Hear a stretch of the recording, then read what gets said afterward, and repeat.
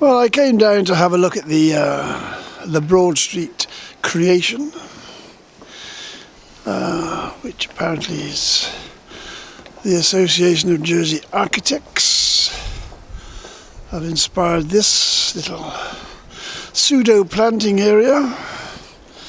Some people have already pointed out that the parking for disabled drivers has been taken up by this, so obviously if it ever became a permanent feature, they'd have to address that. I'm afraid architects haven't quite got the hang of designing for people with disabilities, but this is only a temporary thing, and I think it's related to the liberation. And of course, the rights of disabled people is something which you ought to be much more aware of. And of course, there's not many. I don't know if they're talking about increasing business down here. Of course, most of these premises here don't have access through the doors on here to the shop side of it, the retail side. And this side, it's mostly commercial activities, which aren't retail at all on this side of the road. So closing off the road to increase business seems like a rather unproven policy. And it's a bit ironic that they're showing vintage motor cars here at all. I always like to see vintage motor cars because of the way they're built, the way they were created, and the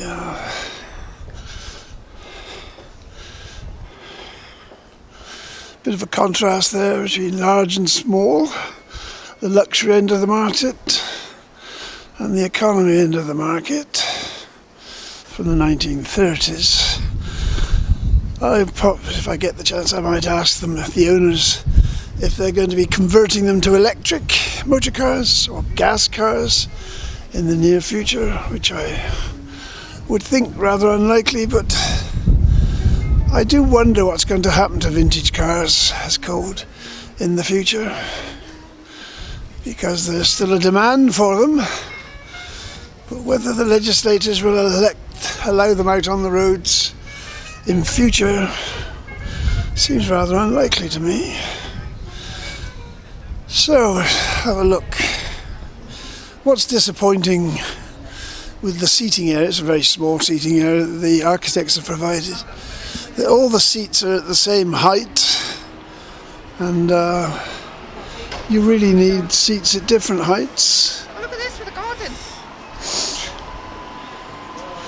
So, I mean, that's on the face of it. If cars are banned, wheelchair users like that lady have an easier life if they can stop. I mean, if she could stop and park where she is, that would be even better, wouldn't it? But we shall see. But there's a facility here which is especially interesting. Now there's a camion coming down here. I don't know where he's going. I don't know what he's doing, but we shall see in a few minutes.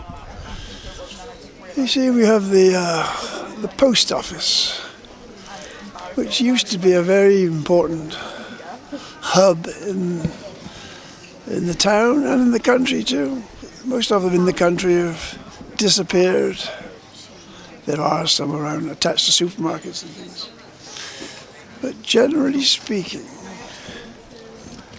the post office is on the way out.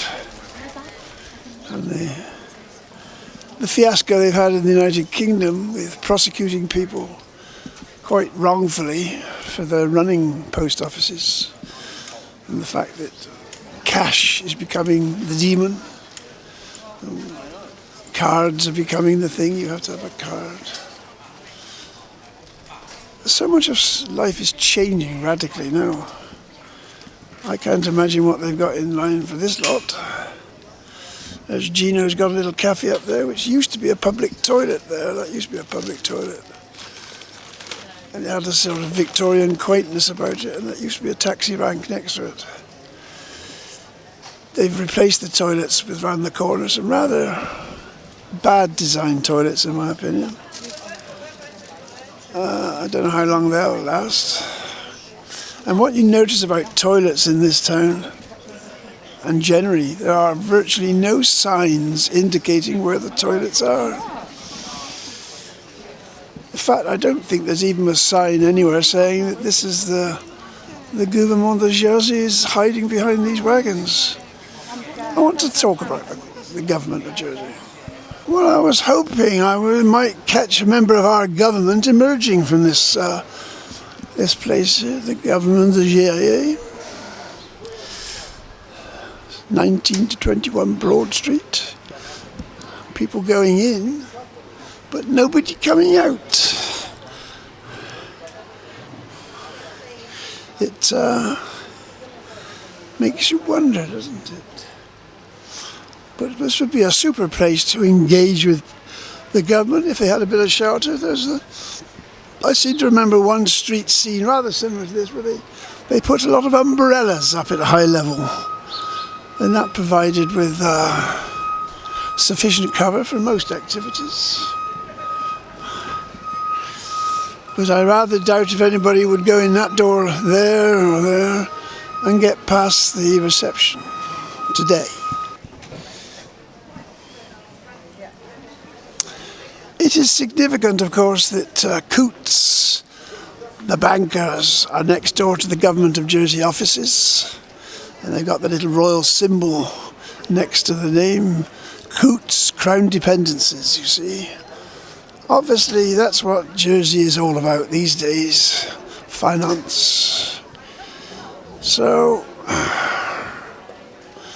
a little display like this, we wonder, what does it actually mean? Architects, of course, love to have their little places where you can sit and talk, as I've already said.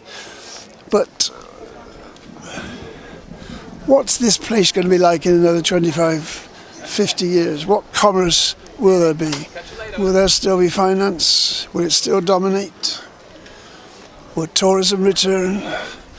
Will that little bit of grass up there be the last field in the island to graze your cows on? I rather doubt it, don't you?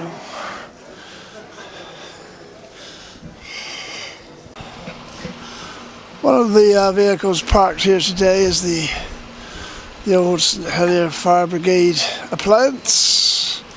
A magnificent looking vehicle, just for show these days. And it's parked outside the Gouvernement Jersey, so they tell us. Gouvernement de Jersey. Got the flags flying. And I know architects love any opportunity to sit around talking and drinking coffee, but there is rather more to life, rather more to design.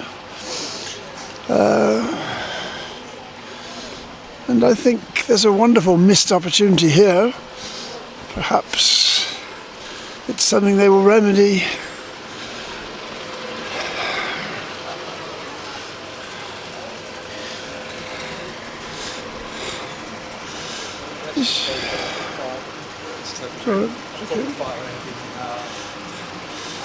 It's rather a comparison here. I can't get them both in, but the intricacy and the delight of a fire engine and this vehicle, a utility vehicle, I suppose in 50 years' time that might be a collector's item, but I don't think somehow they will be. The nostalgia is a wonderful thing, but I presume it's a diesel, and it has a relation just behind it. Look, they're obviously planning something fairly important here. It's okay. They're obviously going to be doing something very major. I suppose we could ring the bell on the fire engine. That might get them to come out, mightn't it? They might bring out some buckets of water or something from the government. Who knows?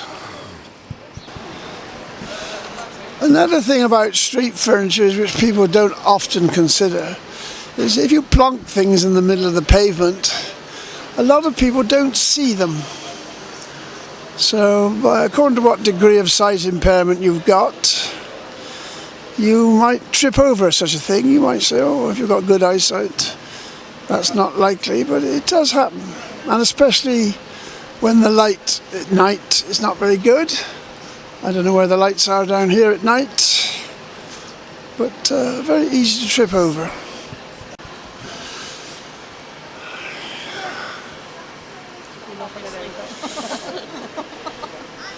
Of course, the team that built the pyramids had no such devices as this, but they moved much heavier objects. I wish we knew how.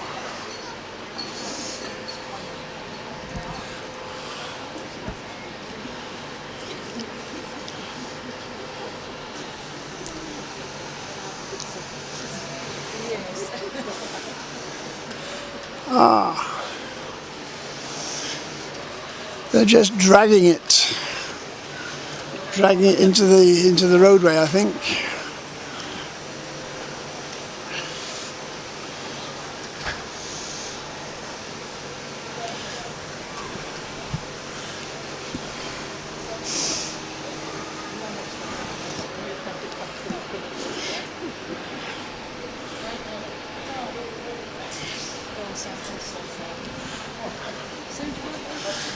As you can see, it takes 4 men to move one of these.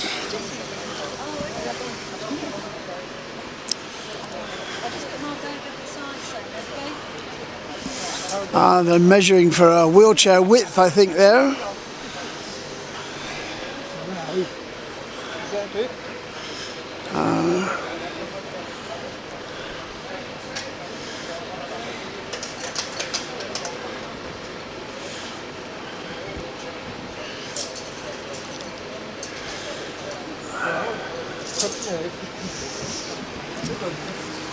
Obviously, you have to wear a safety hat when you're doing this sort of thing.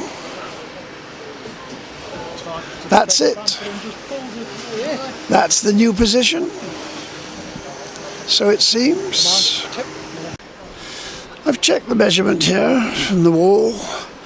So that is now a clear passage of 1 metre. 3'4" in English. And they're moving that one up there now. So they've obviously come to a realisation. There's another wagon down there. I'm not quite sure why that's there. Whether that's going to do something even more spectacular, I cannot imagine. We've got a little Morris 8 parked outside the government office. It's a delightful little design, isn't it? I mean, all this is all about design. And I'm afraid the building behind it has got some rather interesting features.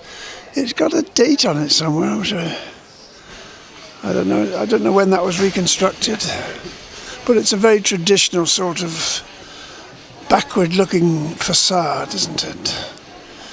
The government of Jersey, and I wonder why the opportunity hasn't been, or maybe it will be taken, to make this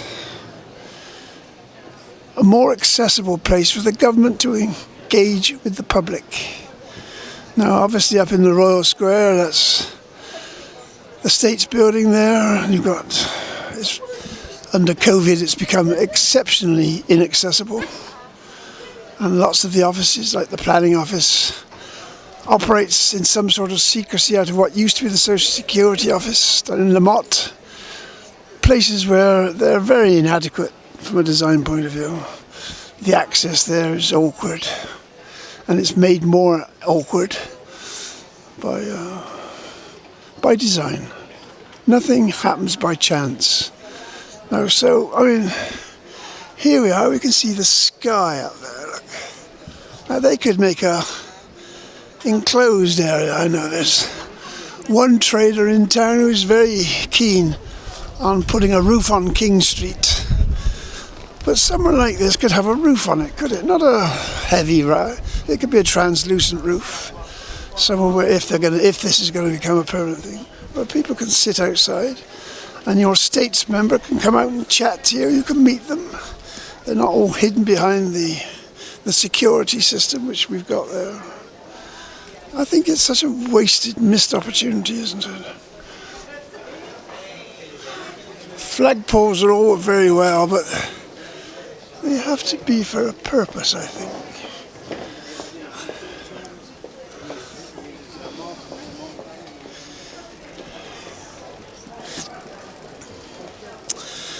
There are the Union Jack on the back of that car. Now, how much longer there's going to be a Union, I don't know.